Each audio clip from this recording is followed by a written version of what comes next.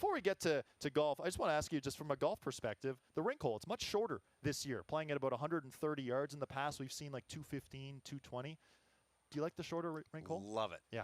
Love it. And I was just going to say, like, looking at the screen here, I'm like, why don't you guys keep it on the rink hole? They want to see that more than they want to see I don't know. But yeah, I don't know. Anyway, I love it because, you want atmosphere. You want action. You want people to get excited and whatever. And guys hitting a 4-iron to the fringe or missing the green or in the bunker. You just don't get. But here you got a chance at some aces. You got a chance at some, a lot of birdies, whatever. It's more action. It's more fun. Short par threes are great. Yes. I love short par threes. They're like, they're an exciting hole. So yeah, 100%. I love it. I love it.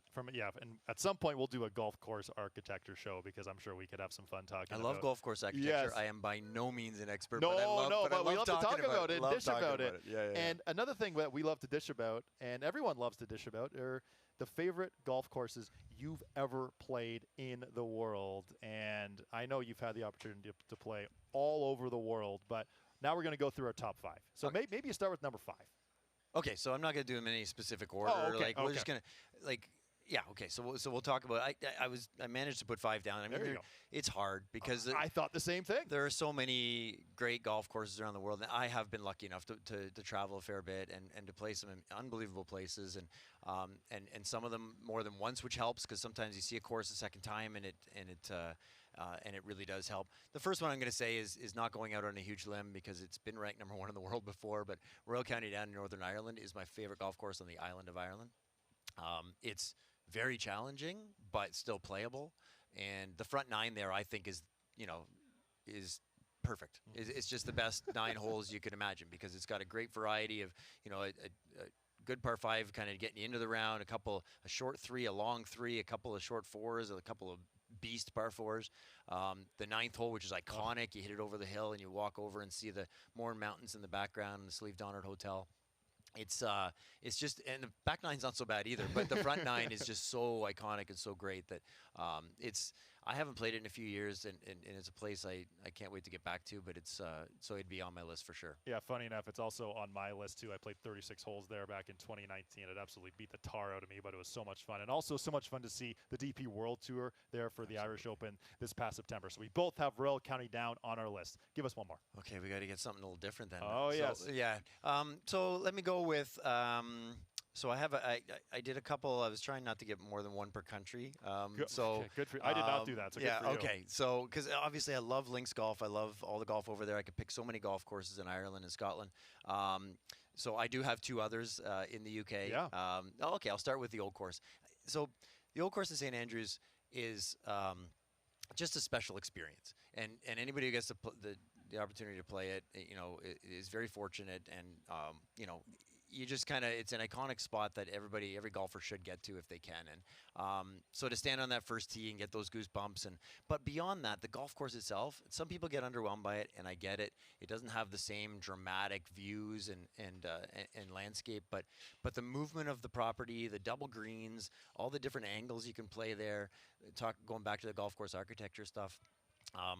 It's just a fun golf course to play, and you can score there, which makes it fun as well, right? It's you keep the ball left, and you're not gonna get in too much trouble, miss the bunkers, and you can score. So it's just a course I just love playing. So it's on my list as well. I haven't had a chance to get to St. Andrews. It's on the bucket list for me. As for my next course, I'll give you Royal Portrush. I'm going to stick in Ireland, and I love having the debate with people about Royal Portrush versus Royal County Down, where Royal County Down has some blind shots off the tee, which some people might not like. I love it, but Royal Portrush, it's just an absolute treat to go out there and play. I can't wait to watch the Open there later this year, and you're going there this year, which we'll get to at the end of this segment. So Royal Portrush, next up for me. All right, number 3 for you. Okay, so I'm going to stay in the UK for my 3rd one in the UK, and it might be a little bit off of some people's lists or radars. It's a course that you can see occasionally in major championships. The seniors have played there, the Senior Open there a couple times. It's Royal Porthcawl, which is down in Wales and in the south of Wales. It's just a golf course that it's difficult as well, but again, fun to play still. But it could beat you up. But it's just got some unbelievable holes. It's got a great setting, obviously right on the coast, to be in a links golf course. It's got a great little short par 3 in the back. I believe it's the 7th hole. I just had a great feel working my way around the golf course that, there wasn't a bad hole out there, and not a course that maybe comes with so much fanfare, but is a great golf course, and so it's on my list. I love that. Okay, next up for me, I'm going with Spyglass. Yes, Spyglass is on my list. You helped organize a trip for my father and I and two friends a couple years ago to be playing Pebble Beach and Spanish Bay and Spyglass was just hard.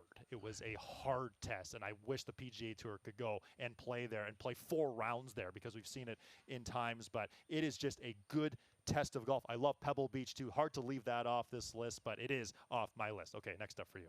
So I'll stay in the same part of the world, and I'll say Pebble Beach. Nice. And I know that it's an easy one. It's beautiful. But it's just such a beautiful, beautiful property, and those holes along the water. When you get to the 3rd green and you start working your way up 4, and so 4 through 10 is just one of the best stretches of golf in the world, right? And I love short par 3s, as we talked about. 7 is maybe the best in the world, right? And so it's hard to beat Pebble. Some people say that the inland holes are a little underwhelming. They're still good golf holes, and overall it's a great golf experience. So Pebble Beach is on my list. Okay, so I've got 2 more to give you, and we actually played this one on the same day. Valderrama. Valderrama is up there for me. They call it the Augusta of Europe. I thought it was perfect. You couldn't miss it. Short, long, left, or right. If you missed it there, you were having trouble making 4, and it's not very long.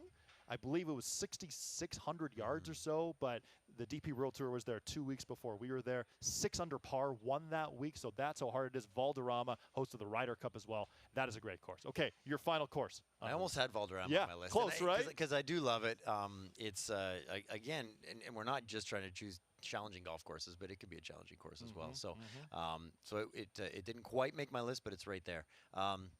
I wanted to go to the other side of the world for my last one and choose a golf course in the Australian Sandbelt. And I didn't choose Royal Melbourne, even though it is fantastic and it could be, equally as good.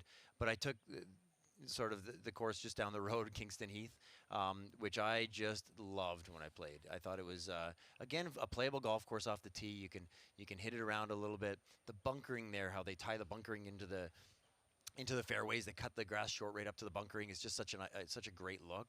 And it was a fun golf course. And obviously going there, I had heard so much about Royal Melbourne and seen it on TV. You don't see nearly as much about Kingston Heath, so maybe it was a bit of a pleasant surprise, but it's a fantastic golf course. I can't wait to get there. That's on my bucket list as well, going on that side of the world. As for me, my number 1, you might not be surprised when I say this, but Augusta National. Oh, that is my number 1. Yeah. So I had the experience of a lifetime a couple months ago. Once in a lifetime, we had so much fun playing Augusta National. And that's not fair. That was the most spiritual, emotional experience of my life. And I actually played decently, which was great, too. Now, TJ, before we sign off here, you're going back to Ireland. Yes, sir. How much are you looking forward to that? So, very much so. It's a bit of a personal trip, a fun trip. I've been saying a selfish trip in some ways. I'm just going with a buddy of mine, my buddy Darren, who is one of my best golf buddies and has only been to Ireland once before. But we're going to an area, so it's just the 2 of us driving around, playing golf, and having some Guinness. And we're going to an area of Ireland that I love, the Northwest, but playing a bunch of courses I haven't played yet. And so I got to knock off a bunch of links golf courses that I haven't played, like County Sligo and Strandhill, Nairn and Portneuf, Critch Island, and the new golf course at Rossapena, St. Patrick's Links. And so I'm hitting some great courses that I haven't played, which is nice. And obviously, I like to know the courses that we send people to, so it's nice to tick those boxes. But and playing a few that I do know as well, and then hopping over to Royal Portrush to watch 1 or 2 days of the Open as well. I missed it when it was there in 2019, and I said next time it's there, I'm not going to miss it. So this is me getting back. It is such a great course to watch golf too. There's a lot of double greens and places you can sit up top and see so many different shots. You're going to love that experience, and I'm looking forward to catching up with you when you get back from Ireland, because I want to hear all about this. TJ, thanks so much for taking some time today. Always great to spend some time together. Enjoy the rest of your day here, and enjoy your trip to Ireland. Thanks for having me, Scully. Absolutely. Awesome. That is TJ Rule from Golf Away Tours.